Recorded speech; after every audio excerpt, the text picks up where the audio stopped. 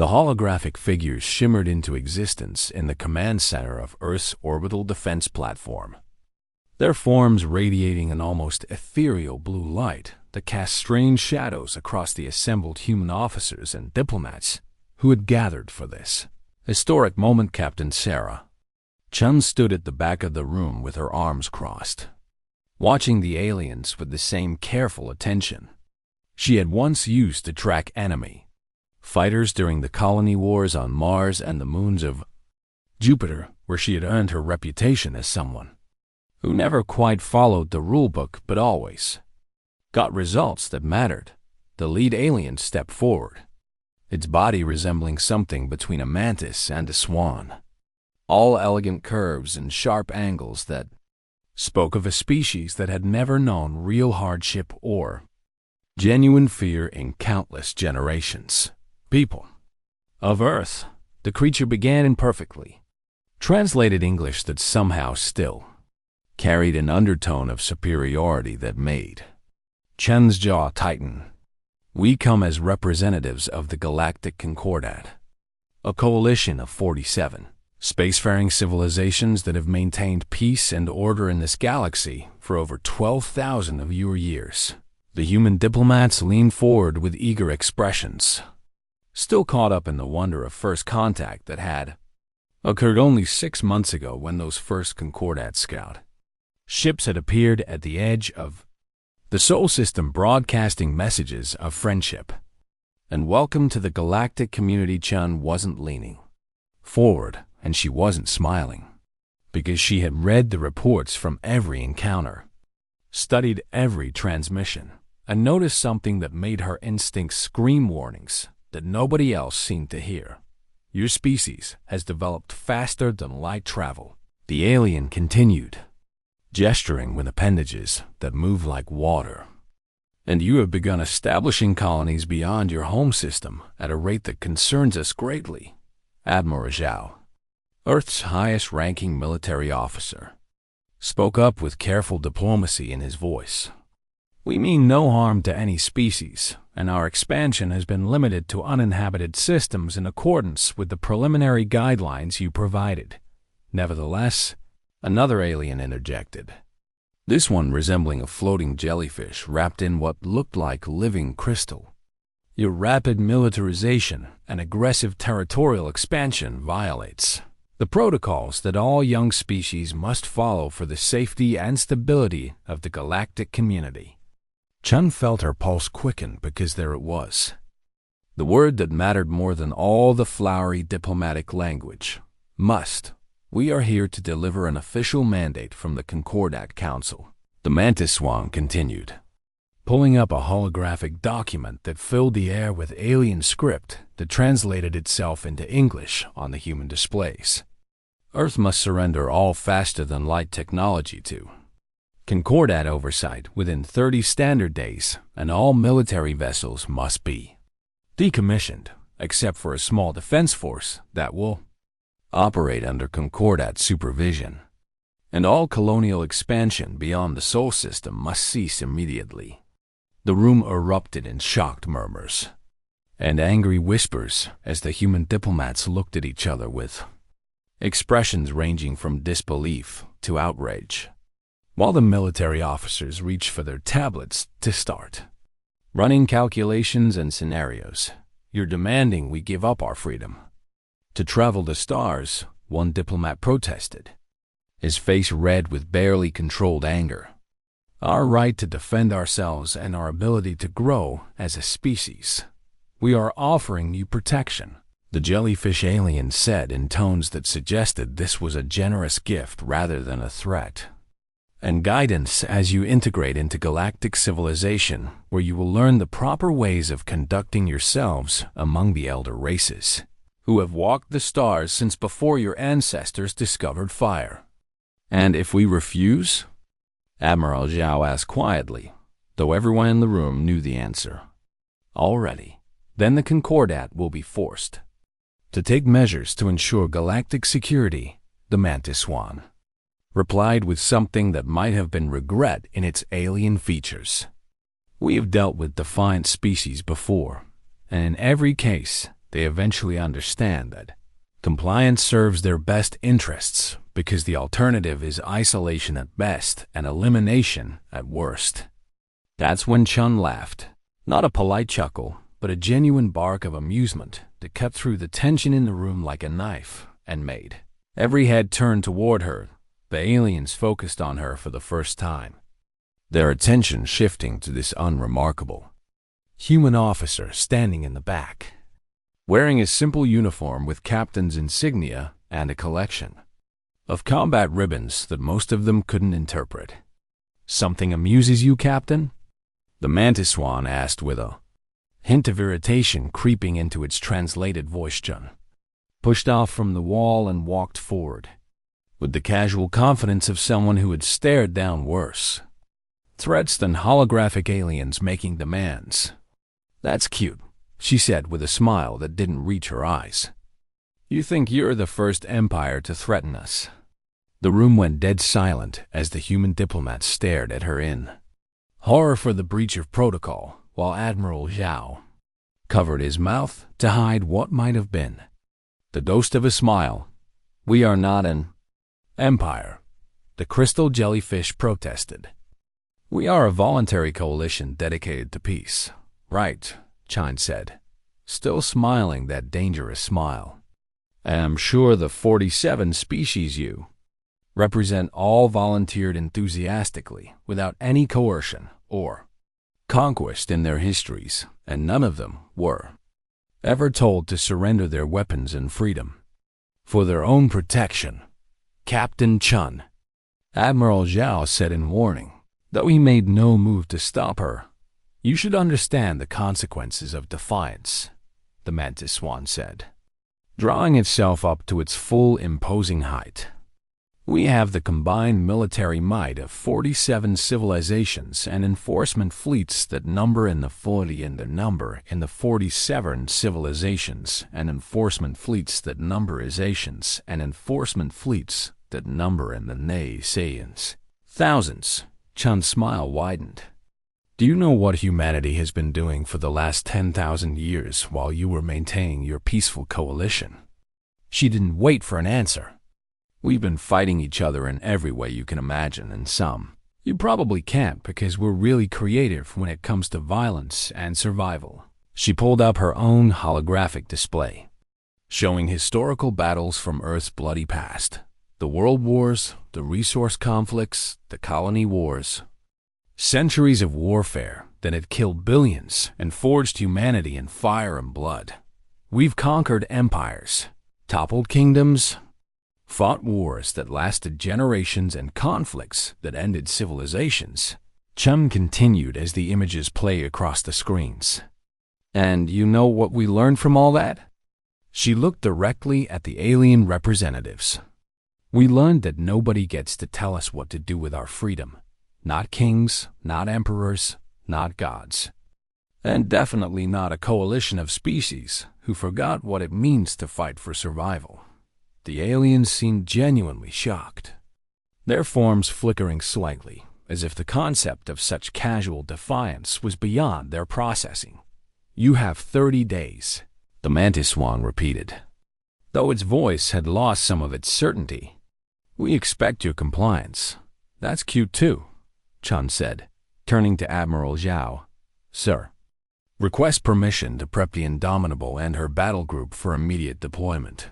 Zhao looked at the aliens, then at Chun, then at the shocked faces of the diplomats who clearly expected him to reprimand her. "Permission granted, Captain," he said calmly. "You have 30 hours. As the alien holograms flickered out with what might have been confusion or anger, the room exploded into arguments and recriminations from the diplomatic corps who saw their careful negotiations crumbling. Chum didn't stay to listen because she had work to do and a ship to prepare and a war to plan for. Walking out of the command center with her mind already running through tactical scenarios and weapons loadouts bend her, she heard Admiral Zhao's voice cutting through the noise. "The Concordat thinks we're like the other species they've subjugated. Prey animals who evolved to cooperate and submit to stronger predators," he said quietly. They're about to learn what happens when you threaten persistent predators who spent their entire evolutionary history hunting things bigger and meaner than themselves. Chum smiled as she headed for the hangar where her ship waited.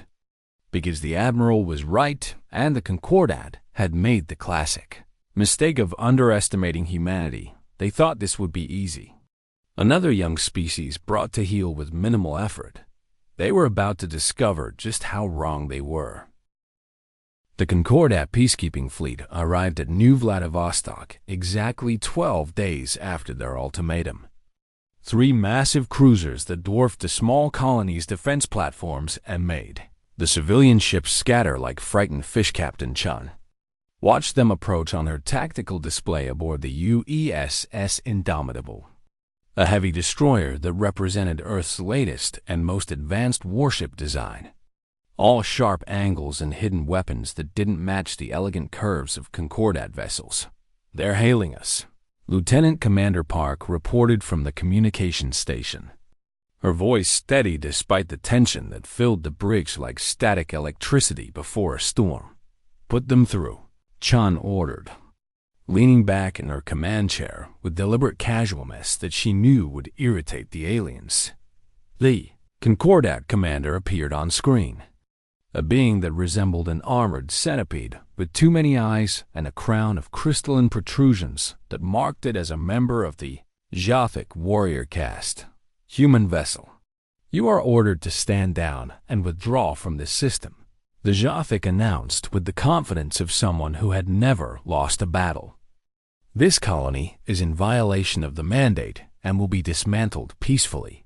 Chun studied the alien commander, noting the ceremonial markings on its armor and the way it held itself with rigid formality.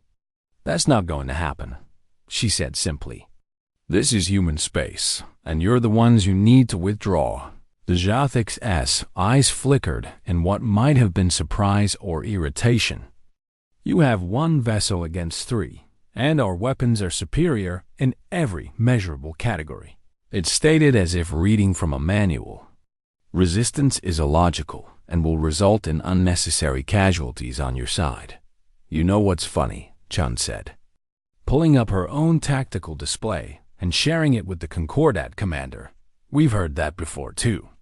The screen showed historical data from the Battle of Mars, where a single human carrier group had held off an entire rebel fleet for 3 days through tactics that no military academy would teach because they violated every principle of conventional warfare. The Jothic studied the data with visible confusion.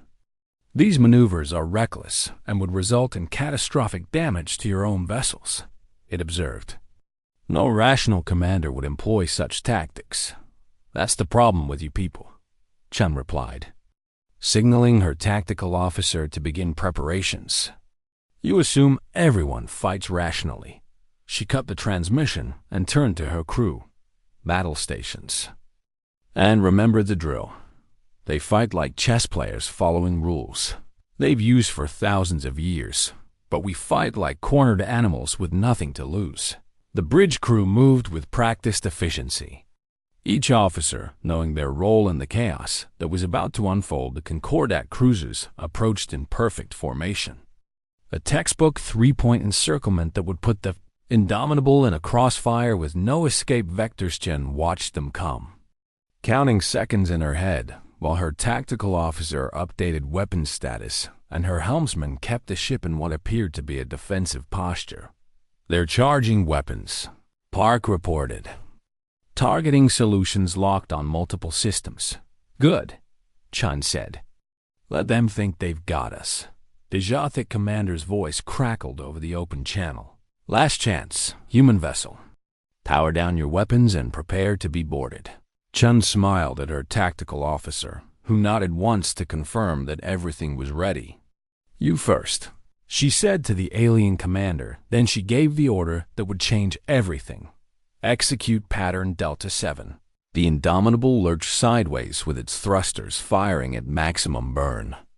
But instead of trying to escape the encirclement, it dove straight toward the nearest Concordat cruiser while launching every drone and missile in its Forward batteries. The Concordat ships opened fire, but their targeting solutions were designed for opponents who tried to avoid damage, not for a human destroyer that was actively ramming through their weapons' fire with shields angled to deflect rather than fully protect. Chen's ship took hits that would have made any sane commander retreat, armor plates vaporizing and systems screaming warnings. But she kept pushing forward because the plan wasn't to win a clean fight, but to make the enemy panic. Firing. Main cannons. The weapons officer called out as the Indomitable passed within knife fighting range of the first cruiser.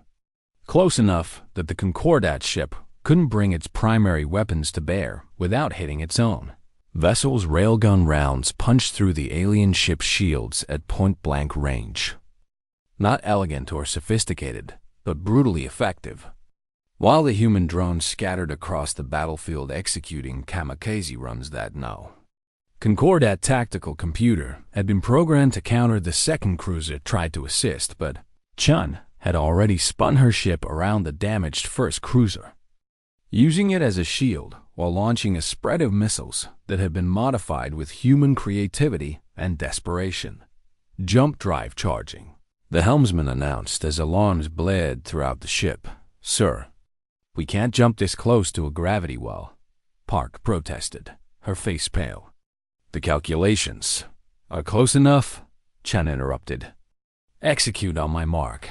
The Concordat commander was screaming something about protocols and honor, but Chun wasn't listening anymore because she was watching her tactical display count down the seconds until the third cruiser moved into position. "Mark!"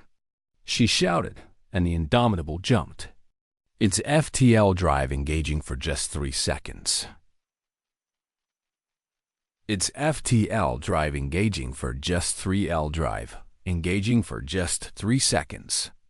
Enough to move the ship 40,000 kilometers in a direction that no Concordat vessel would have attempted. They emerged from the micro-jump right above the third cruiser, already firing weapons before their shields had fully reformed. And Chun saw the exact moment when the Jathic commander realized that these humans didn't care about their own safety if it meant taking the enemy with them. The battle lasted 17 minutes by the official logs, though it felt like hours to everyone involved. And when it was over, one Concordat cruiser was disabled and drifting, another was retreating with critical damage, and the third was still functional but maintaining a cautious distance. The Indomitable looked like it had been through a grinder, with hull breaches on 3 decks and stems failing across the board. But it was still in the fight, and that was what mattered. Chun opened a channel to the surviving Concordat ships.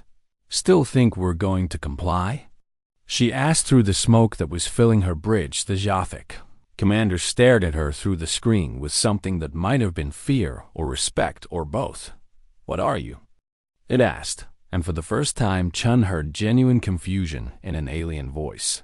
"We're humans," she said, "and we've been fighting each other for so long that fighting you is almost easy."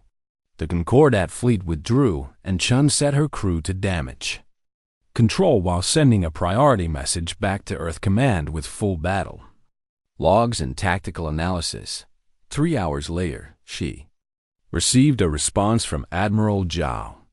"Concordat intercepted our communications during the battle, and they're analyzing everything.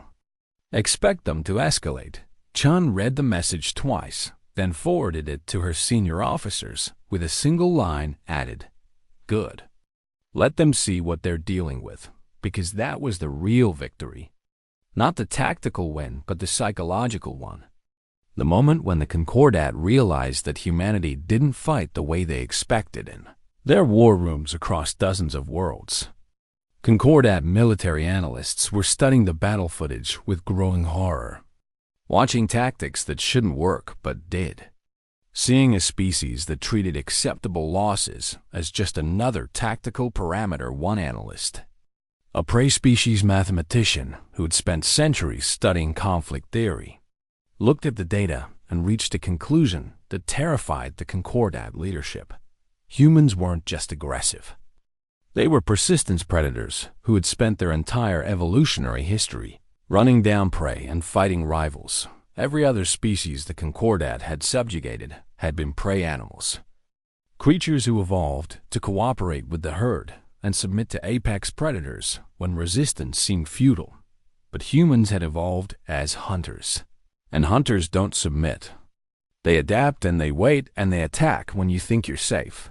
The analyst's report landed on the desk of the Concordat High Council with a single recommendation. Overwhelming force immediately. Before humanity had time to spread and adapt, Chun knew none of this yet as she walked through the damaged corridors of her ship. Checking on her crew and assessing repairs that would take weeks they probably didn't have, but she felt it in her bones. The certainty that this was just the beginning. That the real war was coming, and it would be worse than anything they had faced. "Captain," Park called out, running to catch up with her in the corridor. "We're receiving distress calls from 3 other colonies. Concordat fleets are hitting them all simultaneously." Chun felt her jaw tighten because this was what she had feared. The escalation from peacekeeping to conquest. Get me fleet command and prep the ship for emergency jump as soon as repairs allow. As she headed back to the bridge, Chun thought about the Concordat commander's question. "What are you?" The answer was simple and terrible. They were survivors, forged in 10,000 years of warfare against themselves. And now the galaxy was about to learn what that meant.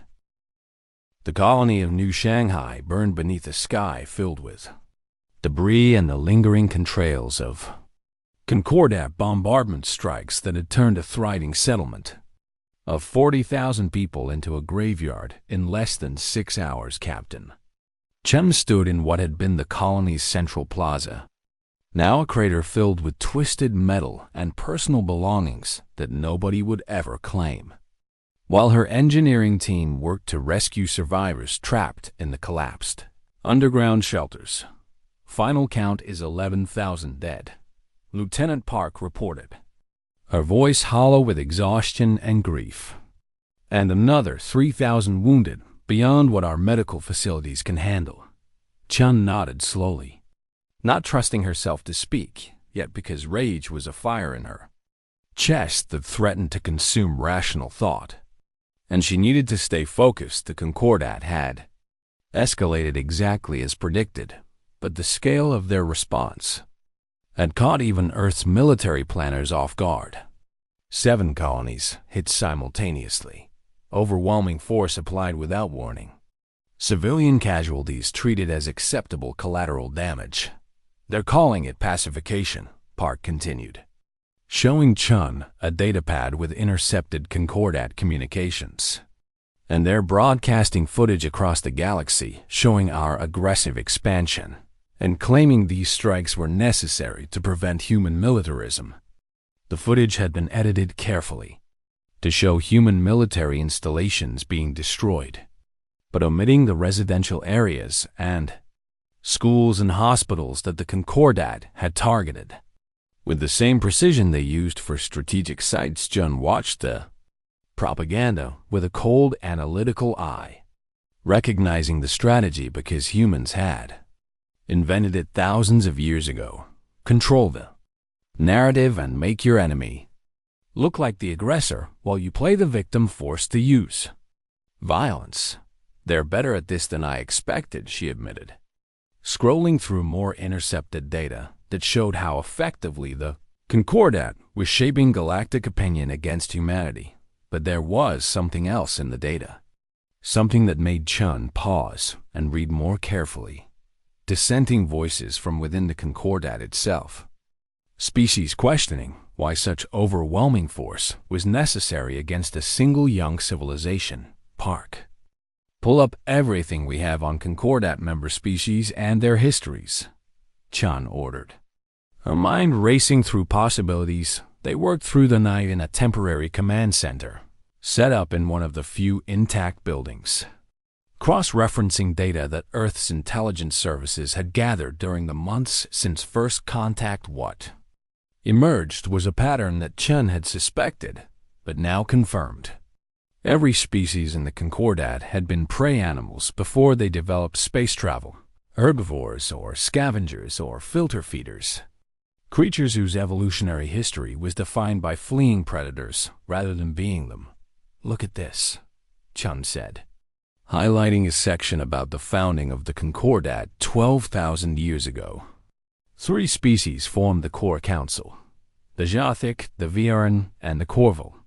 All of them former prey animals who developed advanced technology and decided to create a coalition for mutual protection. Park leaned over to read the data. Protection from what? From species like us, Chun realized, feeling pieces click into place. From anything that reminded them of the predators their ancestors feared. The Concordat wasn't just a political alliance. It was a psychological defense mechanism. A way for prey species to feel safe by suppressing anything that triggered their ancient instincts and humanity. With its predator eyes facing forward, and its history of relentless warfare, and its refusal to submit, represented everything they had spent 12,000 years trying to eliminate from the galaxy. "We need to get this to Earth Command immediately," Chun said, already composing the message in her head, but before she could transmit anything, her tactical officer burst into the room with news that changed everything. "Captain, we just intercepted a Concordat fleet order. They're planning a major strike on the Sol system itself." The room went silent as everyone processed what that meant. Not just another colony raid, but an attack on Earth. On humanity's home world, where billions of people lived in cities that had never known war. Beyond historical records, Chun felt time slow down as her mind raced through scenarios and options. All of them bad because Earth's orbital defenses were strong, but not designed to withstand a full Concordat battle fleet. "When?" she asked, her voice deadly calm. 20 days, the tactical officer replied. "They're assembling forces from 7 sectors. 20 days to prepare for an extinction-level threat. 20 days to save everyone and everything they had ever known." Chun made her decision in the space between heartbeats. "Get me a secure channel to Admiral Zhao, and then prep the Indomitable for an emergency jump. We're going deep into Concordat space." Park stared at her like she had lost her mind. "Sir, that's suicide. We'd never make it back." "We're not trying to make it back," Chun said, pulling up star charts and marking a specific system far behind enemy lines. "We're going to do what humans do best. We're going to make them hurt so badly they forget about Earth while they deal with us." The plan was insane and desperate and probably doomed to fail. But it was also the only chance they had. Chun explained it to Admiral Zhao over an encrypted channel, watching his face on the screen as he absorbed the implications. "You want to raid the Concordat shipyards at Viren Prime," he said slowly. "The most heavily defended system in their entire coalition." "Yes, sir," Chun confirmed. "And I want to steal everything that isn't nailed down, especially their intelligence databases. Even if you succeed, you'll strand yourself 300 light years from any support," Zhao pointed out. Though Chun could see him running the calculations and realizing it might work. "Sir, I need you to do something while I'm gone," Chun said, leaning closer to the camera. "I need you to release everything we've learned about the Concordat's real nature to every species we can reach." She transmitted the data they had compiled. The evidence showing that the Concordat wasn't a voluntary coalition, but a system of control maintained by 3 ruling species who suppressed younger civilizations to protect their monopoly on power if we expose them. "It could fracture the Concordat," Zhao said thoughtfully, "but it could also unite them against us." "They're already united against us," Chun countered. "And right now they're painting us as the aggressor. But if the galaxy sees that we're just the latest victim of their protection racket, then maybe some species will start asking questions." Zhao was quiet for a long moment, then nodded once. "Do it, and Captain Chun. Make them remember why predators are on top of the food chain." The transmission ended and Chun turned to her crew. Seeing fear and determination in equal measure on their faces, "I won't lie to you," she said, addressing everyone who would be going on this mission. "The odds are bad, and we might not come back. Anyone who wants to transfer out can do so now with no judgment." Nobody moved, and Chun felt a fierce pride in these people who had chosen to follow her into hell. The Indomitable left New Shanghai 12 hours later, jumping toward Concordat space with a skeleton crew of volunteers and enough weapons to start a small war behind them. Admiral Zhao released the intelligence data to every independent news network and every non-Concordat species they could reach, along with footage of the civilian casualties from the colony strikes. The galactic response was immediate and chaotic.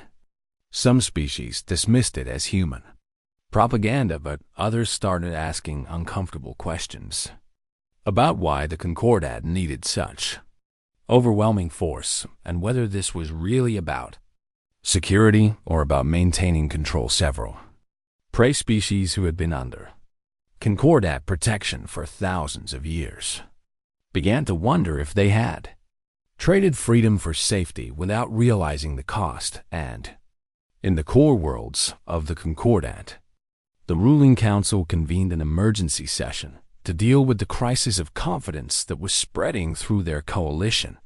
The humans must be destroyed completely, one council member insisted, pounding appendages on the table.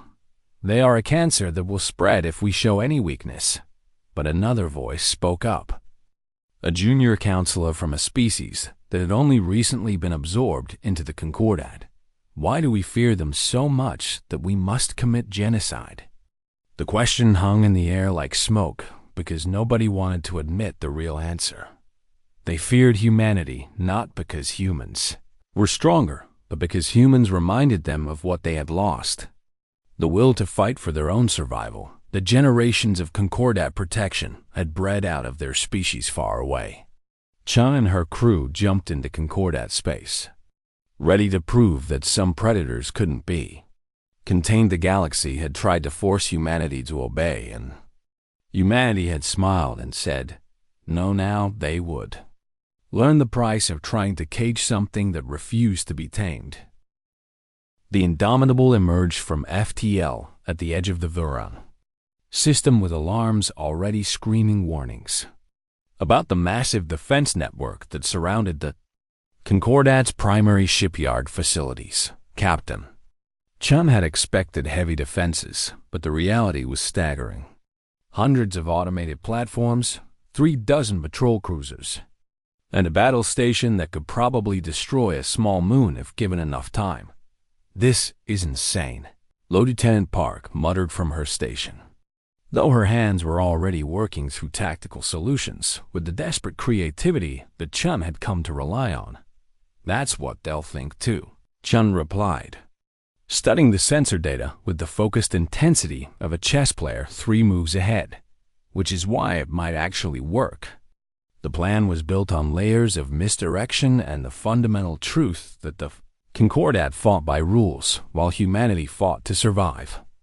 They wouldn't expect a single human destroyer to attack the most heavily fortified system in their space, so they wouldn't be prepared for it. "Engineering status on the modifications," Chun called out over the internal comm. "Stealth plating is operating at 83% efficiency," came the reply from Chief Engineer Rodriguez. "But Captain, I'm telling you, this is experimental tech, and we have no idea how long it will hold." "Long enough is all we need," Chen said, then switched to fleet-wide address. "All hands. This is the captain speaking, and I want you to understand what we're about to do." She paused, choosing her words carefully because these people deserved the truth. "In 10 minutes, we're going to penetrate the most secure military installation in Concordat space, steal their intelligence databases, and destroy as much of their shipyard capacity as possible before they can organize a response." The pause that followed was heavy with tension. "Our mission is to buy Earth time by forcing the Concordat to divert resources to defend their core systems instead of attacking ours, and to gather intelligence that might help us survive this war. Another pause. Longer this time. Some of us might not make it back, and I want you to know that I understand what I'm asking of you. But I also want you to understand why we're doing this. Because back home, there are billions of people who are counting on us to give them a fighting chance. She could hear her crew moving with renewed purpose. Fear transformed into determination by the simple act of being told the truth. Begin approach. Stealth systems active, Chan ordered. Watching the Indomitable disappear from conventional sensors as the experimental human technology bent light and energy around the ship's hull, they drifted toward the shipyards like a ghost. Engines on minimal power to avoid thermal detection. While Chun counted seconds and calculated angles, the Concordat patrols passed within kilometers without detecting them. Their sensors calibrated for conventional threats, rather than human ingenuity born from centuries of submarine warfare and electronic countermeasures. We're inside their defense perimeter, Park reported with quiet amazement. Captain, I can't believe this is actually working. Don't celebrate yet, Chun warned. Because the hard part was just beginning. They approached the main data nexus of the shipyard. A massive structure that contained operational records and intelligence from across the Concordat. Exactly the kind of target that should have been impossible to reach. Chun had studied the facility's layout during the long journey here, memorizing patrol patterns and shift changes because human intelligence analysts had been compiling information from intercepted communications and stolen data fragments for months. Hacking team. You're up, she said, launching a boarding pod that was more computer virus than spacecraft, carrying a team of cyber warfare specialists who had trained for exactly this kind of impossible mission. Pod latched onto the data nexus and began its work while Chun positioned the Indomitable for rapid extraction, knowing that once the Concordat realized they had been penetrated, all hell would break loose. We're in, came the report from the hacking team leader, downloading everything we can access. And Captain, you need to see this. Data streamed to Chun's console showing not just military intelligence, but the complete truth about the Concordat, how they had suppressed 44 species over 12,000 years, forcing each one to give up military technology and accept permanent oversight in exchange for protection from threats that they, Concordat, often created or exaggerated. There were records of resistance movements crushed, of species that had been reduced to client states, of systematic suppression of any civilization that showed the kind of independent spirit that humanity embodied. Get it all, Chan ordered, her voice tight with controlled fury. Every byte of data they have. But their luck was running out. A Concordat patrol had noticed something wrong with the data nexus and was moving to investigate. Stealth systems failing, Park called out as their experimental technology finally hit its limits. Were visible again. Alarms began blaring across the Concordat facility as they realized a human ship had penetrated their most secure installation. Hacking team. 30 seconds to extraction, Chun announced, making calculations in her head about how much they could accomplish in the chaos about to unfold. We need more time, the team leader protested. There's so much data here. 20 seconds, Chun interrupted. Get what you can and get out. The Concordat defense platforms were powering up weapons and patrol. Ships were converging on their position with lethal intent. The hacking team's pod detached and rocketed back to the Indomitable while Chun started launching every weapon she had at the shipyard's construction base. Not trying to win a fight, but to cause maximum disruption. Fusion warheads detonated against hull frameworks. Railgun rounds punched through manufacturing facilities. And kinetic missiles scattered half-built cruisers across the void like toys, pods secured. Jumping in 5 seconds. the helmsman announced as return fire began to hammer their shields. But Chun had one more move to make. One final message to send. She opened a broadcast on every Concordat frequency and transmitted everything they had just stolen. Every piece of evidence about the Concordat's true nature. "This is Captain Sarah Chun of Earth," she said into the camera while explosions bloomed around her ship. "And I'm sending this to every species in the galaxy. The Concordat isn't protecting you. They're controlling you, and they'll keep doing it until you remember how to say no." Then the Indomitable jumped. Leaving chaos and burning shipyards behind, they emerged 3 systems away and immediately began broadcasting the stolen data to every receiver they could reach while jumping.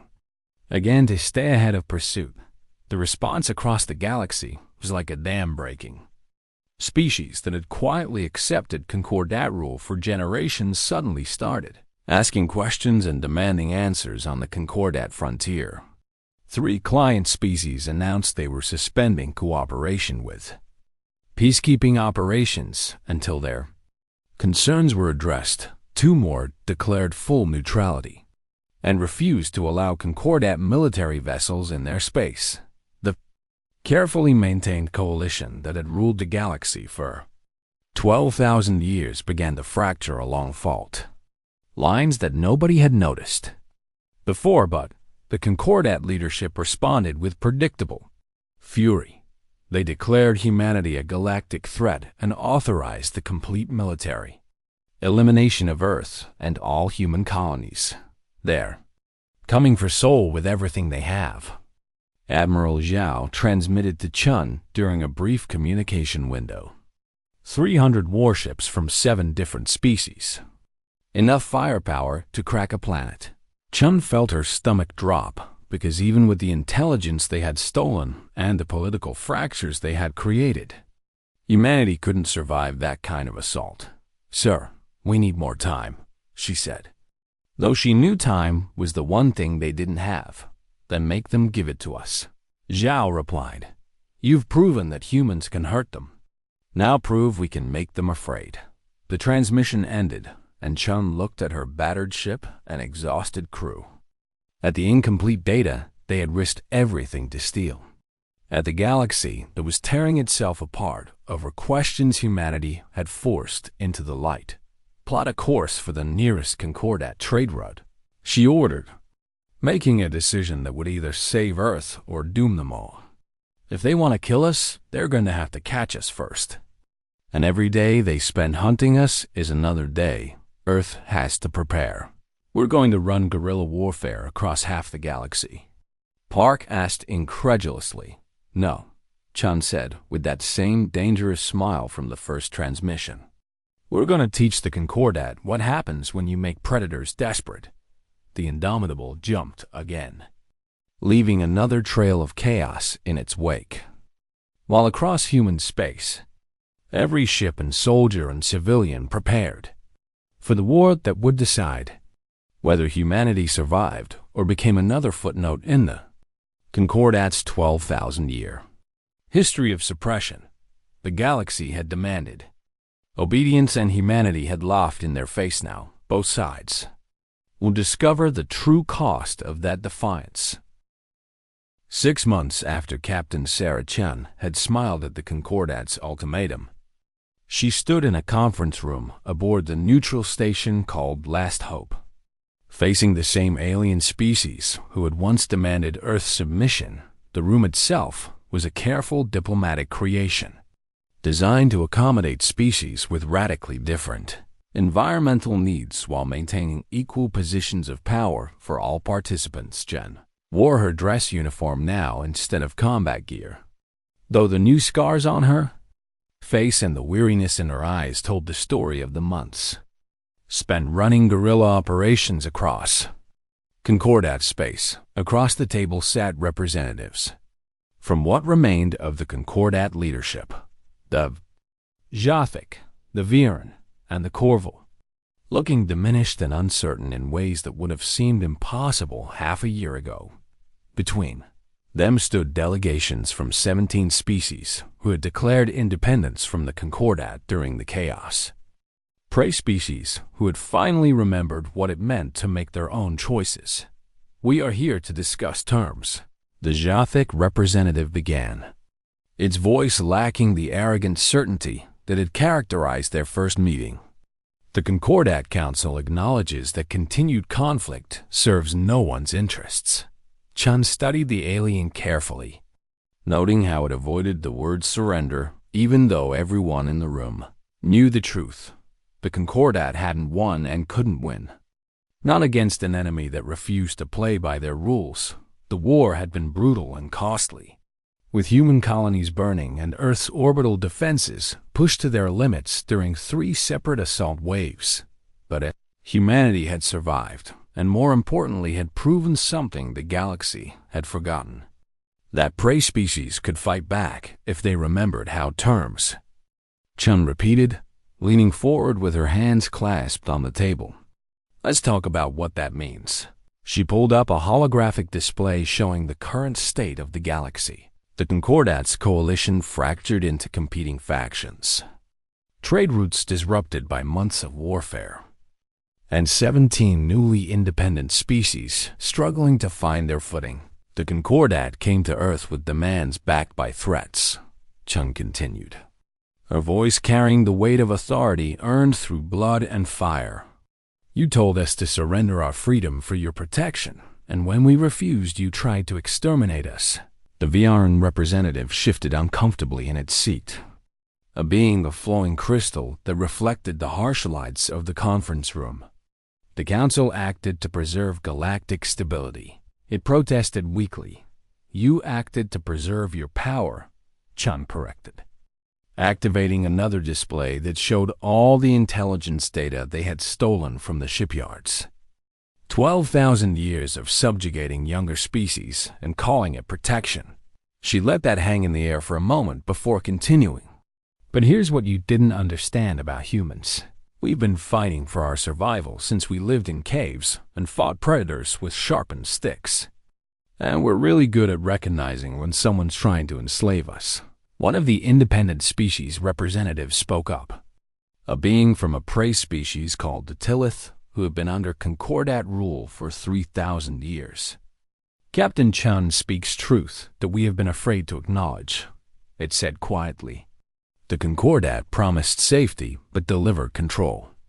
The room erupted in multiple languages and communication styles as different species argued and debated while Chum sat back and watched the coalition continue to fracture. This was the real victory. Not the military engagements, but the psychological shift that had occurred when humanity forced the galaxy to confront uncomfortable questions about freedom and the cost of safety. Eventually, the Jathic called for order, its mandibles clicking in what might have been frustration or resignation. "What do you want, Captain Chun?" It asked directly. "What will it take for Earth to agree to peace?" Chun had been preparing for this moment for months, gaming out scenarios with Earth's diplomatic corps and military leadership, trying to find a solution that would ensure humanity's survival without becoming the tyrants they had fought against. First, complete withdrawal of all Concordat forces from human space and recognition of Earth's sovereignty over our colonies. She began, ticking off points on her fingers. Second, reparations for the civilian casualties you inflicted during your pacification campaign. The Concordat representatives started to protest, but Chun held up a hand. "I'm not done." Third, dissolution of the Concordat Council's absolute authority and replacement with a true federation, where member species have equal voting rights and the ability to leave if they choose. That would end the Concordat as it has existed for 12,000 years. The Corval representative objected, speaking for the first time in its whistling language that the translators struggled to render. "Yes," Chun agreed simply. "It would end a system built on fear and control. And maybe that's not a bad thing." She stood and walked to the observation window that looked out on the stars, aware that every being in the room was watching her. You ask me what humanity wants, and the answer is complicated, because we're not interested in ruling you, or replacing your coalition with our own empire. Turning back to face them, she continued. What we want is the same thing every species should want. The freedom to grow and explore and make our own mistakes without someone else deciding what's best for us. And if some species choose to join together for mutual defense, the Viren asked carefully, then they should be free to do that. Chun replied. But it should be a choice based on mutual benefit, not fear and coercion. The negotiations continued for 3 more days, with heated arguments and careful compromises, as different species tried to protect their interests. While adapting to a galaxy that had changed forever, Chun found herself serving not just as Earth's representative, but as an unexpected mediator between prey species who had forgotten how to advocate for themselves and Concordat members who were struggling to accept a new reality on the final day, as they prepared to sign what would become known as the Last Hope Accords. The Jothic commander, who had fought Chen at New Vladivostok, approached her privately. I must know, it said, its multiple eyes focusing on her with uncomfortable intensity. Your species is still young, and already you have accomplished what should have been impossible. What will you become in 1,000 years? Chun considered the question seriously because it deserved an honest answer. I don't know, she admitted. We might become the greatest civilization the galaxy has ever seen, or we might destroy ourselves like we've almost done a dozen times before. She paused, thinking about Earth and all the people who had died defending humanity's right to choose its own path. But whatever we become, it will be our choice and our responsibility. I think that's worth fighting for. The Jothic made a sound that might have been agreement or resignation. The Concordat was founded by species who evolved as prey, it said quietly. And we built a galaxy where everyone could be safe from predators like you. But safety without freedom is just another kind of death, Chun replied. And maybe that's something the galaxy needed to remember. The accords were signed with appropriate ceremony, and humanity secured not just peace, but recognition as a sovereign power with full rights in the new Galactic Federation that would replace the Concordat's rigid hierarchy. Chun transmitted the news to Earth and received a response from Admiral Zhao that consisted of 3 words: come home. Admiral. She smiled at the promotion and the title she had earned through months of desperate combat and impossible odds as she prepared to return to the Indomitable for the journey back to Seoul. Chun took one last look at the diverse species gathered at Last Hope Station. Prey animals learning to be free again and former overlords adapting to a galaxy where might didn't automatically mean right. Was it worth it? Lieutenant Park asked, appearing at her side with the same question that had haunted them both through the long campaign. Chen thought about New Shanghai burning and the 11,000 dead, about the ships that had been destroyed and the people who would never go home, about the cost that humanity had paid for the right to say no. Ask me in 100 years, she said finally, watching a group of Tillith delegation members talking animatedly with human diplomats about trade agreements and cultural exchange. We'll see what we build. The Indomitable left Last Hope 3 days later, limping home with battle damage that would take months to fully repair, but carrying data and treaties that had fundamentally altered the galactic power structure. Earth celebrated when they received word of the peace accords, though the celebrations were tempered by the memorial services for those who had died defending humanity's freedom. Chun stood at the ceremony on Earth 6 weeks later, looking out at thousands of faces representing the billions who had survived the war. We didn't ask for this fight, she told them, a voice carrying across the plaza where monuments to the fallen were being erected. But when the galaxy told us to obey, we smiled and said no. And that simple act of defiance changed everything. She paused, thinking about the long road ahead. Now we have to prove that we deserve the freedom we fought for, and that means building something better than what we tore down. The galaxy watched humanity with a mixture of fear and hope, wondering if these violent predators could create something other than chaos and destruction.